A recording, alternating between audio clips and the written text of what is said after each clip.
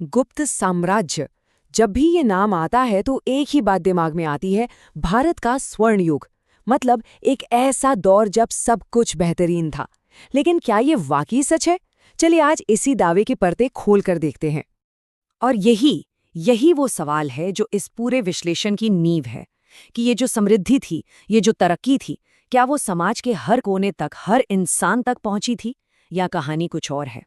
ठीक है, तो किसी भी साम्राज्य को समझने के लिए सबसे पहले उसकी तिजोरी में झांकना जरूरी है।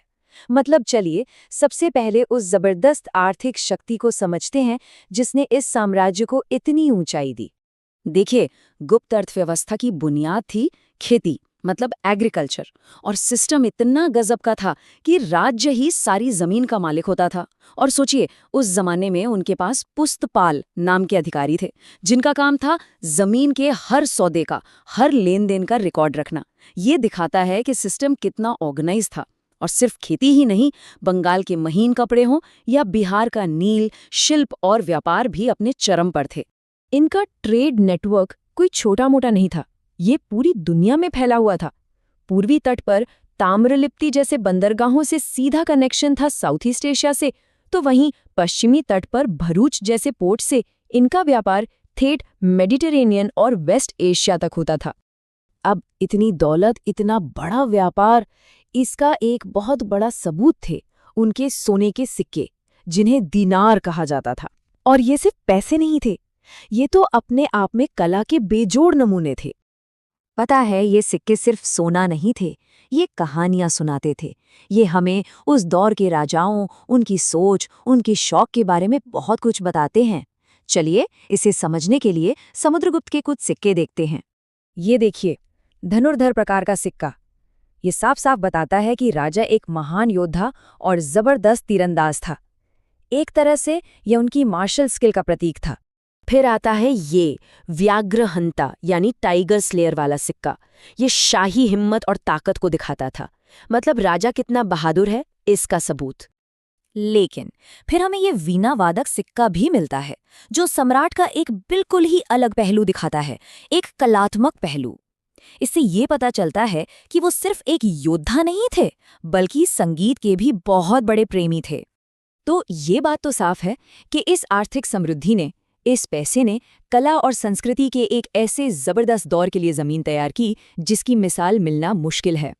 तो चलिए अब जरा उस सांस्कृतिक खजाने में गोता लगाते हैं जिसके लिए गुप्त काल आज भी इतना मशहूर है। वास्तुकला यानी आर्किटेक्चर में तो एक तरह का इनकलाब ही आ गया। अब मंदिर चट्टानों को काटकर नहीं, बल्कि ईंट और पत्थर से अलग से बनाए जाने लगे।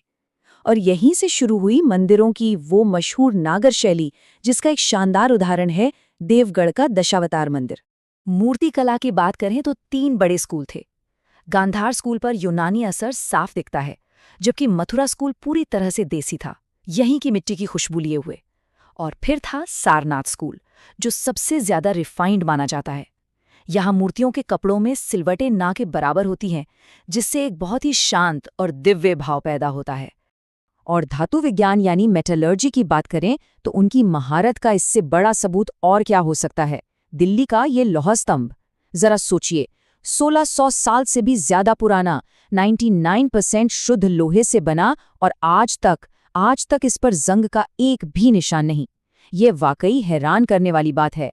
साहित्य के मैदान में एक ऐसा नाम था जिसे भारत का शेक्सपियर तक कहा जाता है, महाकवि कालिदास। उनके लिखे नाटक अभिज्ञान शाकुंतलम और कविता मेघदूतम आज भी दुनिया के महानतम साहित्य में गिने जाते हैं। अच्छा, कला और साहित्य तो ठीक है, पर अब उस क्षेत्र की तरफ चलते हैं जिसने दुनिया को हमेशा के लिए कुछ ऐसा दिया जिसे भुलाया नहीं जा सकता। विज्ञान और गणित। शून्य, जीरो। एक ऐसा आइडिया जिसने गणित की पूरी दुनिया ही बदल दी। और ये क्रांतिकारी सोच दुनिया को इसी युग में आर्यभट्ट से मिली। और सिर्फ इतना ही नहीं, अपनी किताब आर्यभट्टिया में आर्यभट्ट ने पाई की वैल्यू 3.14 जितनी सटीक बताई थी। उस जमाने के हिसाब से ये एक अविश्वसनीय कामयाबी थी। और शायद सबसे बड़ी और चौंकाने वाली बात, आर्यभट्ट ने ये सिद्धांत दिया था कि पृथ्वी गोल है और अपनी ही धुरी पर घूमती है। एक ऐसा विचार जो अपने वक्त से सदियों सदियों आगे था। तो अभी तक जो हमने देखा वो सब कुछ बहुत शानदार है, समृद्धि, कला, विज्ञान, सब कुछ टॉप पर। लेकिन अब कहानी में एक मोड़ आता है, क्योंकि हर सिक्के का एक दूसरा पहलू भी होता है, और अब हमें वही दूसरा पहलू देखना होगा। तो बहस यहीं आकर टिक जाती है। एक तरफ ये अभूतपूर्व प्रगति का युग था, तो दूसरी तरफ ये बढ़ती हुई सामाजिक असमानता का भी दौर था। तो फिर असली तस्वीर कौन सी है? सच शायद इन दोनों के कहीं बीच में है। जब हम गहराई से पड़ताल करते हैं तो पता चलता है कि इस स्वर्ण युग की चमक फीकी भी थी। इसी दौर में महिलाओं की स्थिति में गिरावट आई, सती प्रथा जैसी बुराइयों ने जन्म लिया और समाज में छुआछूत यानी अस्पृश्यता की शुरुआत हुई। जाति व्यवस्था और भी ज्यादा सख्त और जटिल हो गई, जिसने समाज को बुरी तरह से बांट दिया। तो इन सभी सबूतों को, अच्छी और बुरी दोनों बातों को एक साथ रखकर हम आखिर किस नतीजे पर पहुंच सकते हैं?